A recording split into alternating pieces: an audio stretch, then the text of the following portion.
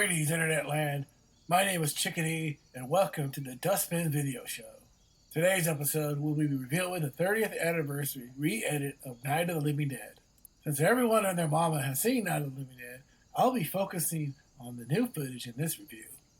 The film opens up with two local hayseeds in a pickup truck dragging a coffin away from a prison loading dock while a guard supervises. The guard tells them that they're transporting a dead scumbag who was fried in the electric chair. The pumpkins say they're just taking the body out for a funeral paid by one of the victims' families. It's just another paycheck for them. Danny, the hat-wearing oaf, tells them we gotta hurry because he has a hot date with a waitress who works at Beekman's Diner, which would later become one of the hot spots of the zombie outbreak of 1968. Moments later, the Rubes soon arrive at the cemetery to deliver the body of the dead kid Toucher. The parents of one of the victims, along with a preacher who looks like Anton LaVey if you ordered him from Temu, stands around waiting for the body so they can bury it. The hanging father says, "We want to make sure this dude is dead and buried," when one of the doofs jokes about letting the county cremate him for free. Dollar Store Anton tells him, "We don't believe in cremation." The preacher says souls need to be repentant, but the mom replies that some souls are beyond repentance. Pops demands that they open the coffin so he could see his face one last time, and his request is granted. Wish.com LaVey chastises the father for spitting on the corpse. Mom and Pop leave when the preacher tries to convince him to stay when he tries to give the dead creep a Christian burial. After the service, Danny notices the corpse flinching as they prepare to drop the coffin into the ground. The dead guy gets up and chases the two hayseeds away. The zombie becomes patient zero of the Living Dead outbreak of 1968. The original movie begins with Johnny and his sister Barbara visiting their dead dad at the Pittsburgh cemetery. The siblings are attacked by Patient Zero, who accidentally kills Johnny when he slips and cracks his skull on a gravestone. Barbara takes Patient Zero on a cross-country race. I guess she didn't know that it was easier to bang him on the head instead of trying to induce a cardiac arrest. After several minutes of running, Barbara finds sanctuary in a farmhouse while Patient Zero angrily tries to break in. Barbara gets help a few hours later in the form of Ben, a traveling salesman who gets stuck at Beekman's Diner and flees when opportunity arrives in the hayseeds pickup truck. Ben tries to fortify the house and eliminate some of the zombies who trash his pickup truck, but forgets the undead John Russo who sneaks up on Barbara. But Ben saves the day and gets revenge for us fans who had to watch Midnight 2 and Salonitics. He grabs the Russo zombie outside and burns his carcass for making Santa Claus and Children of the Living Dead. Back to the new footage, a recently dead family killed in a car accident are reanimated, while the patrons and the dead dudes from Beekman's Diner come by to feast on the driver's corpse. Fresh hot meat is on the table, boys. After there's nothing left but fat and bones, they shuffle off to the nearby farmhouse. Hearing the radio drives the people hiding in the basement to come upstairs, scaring Barbara and nearly getting killed by a jumpy Ben who already has several zombie deaths under his belt. We meet Mr. Cooper and the kid, who argue about staying upstairs surrounded by zombies or hiding in the cellar where they be quartered like rats.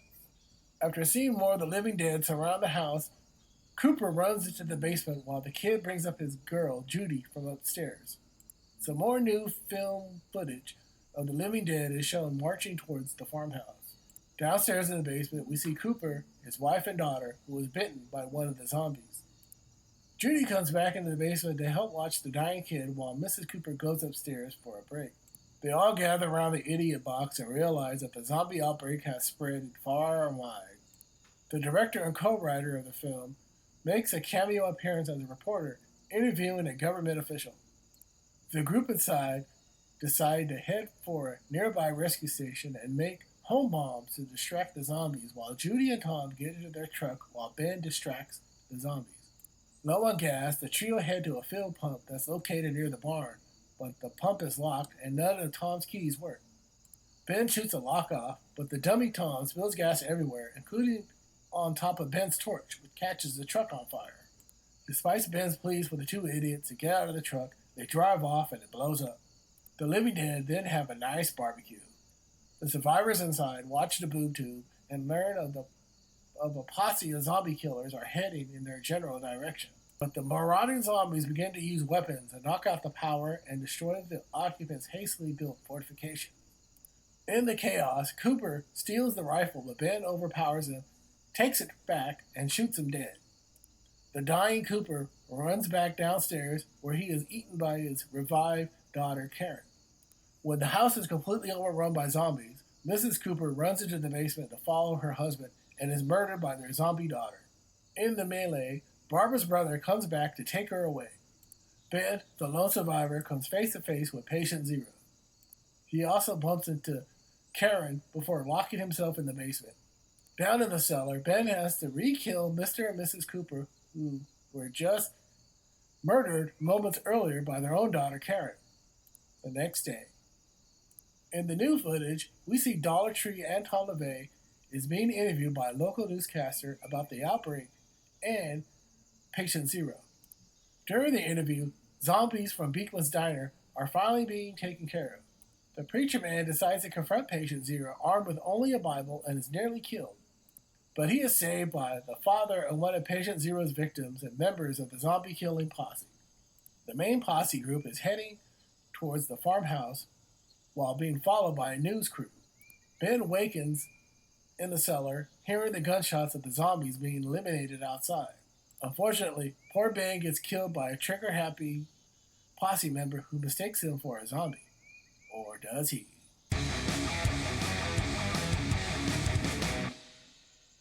One year later, a reporter comes by the Medical Research Center to interview Timu LaVey, who survived the zombie outbreak of 1968 but is utterly insane. 99-cent store Anton LaVey abruptly ends the interview when he goes off the rails when he calls the zombie outbreak an act of God and hellfire. The end. Well, that was interesting. The new footage, while good in theory, really didn't mesh well with the original footage, and the cemetery zombie, also known as Patient Zero, was played by the same actor and assistant cinematographer, William Hensman, which, well, speaks for itself.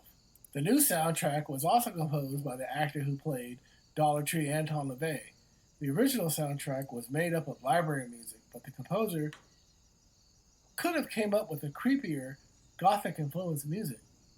But it sounds too similar to the original. I mean, you're mixing new footage with 30-year-old movie. Might as well do something interesting and go balls to the wall. It's obvious that this was not only made to try and maintain a copyright of the film, but to create a spin-off to a whole new Living Dead series. And we know how that turned out.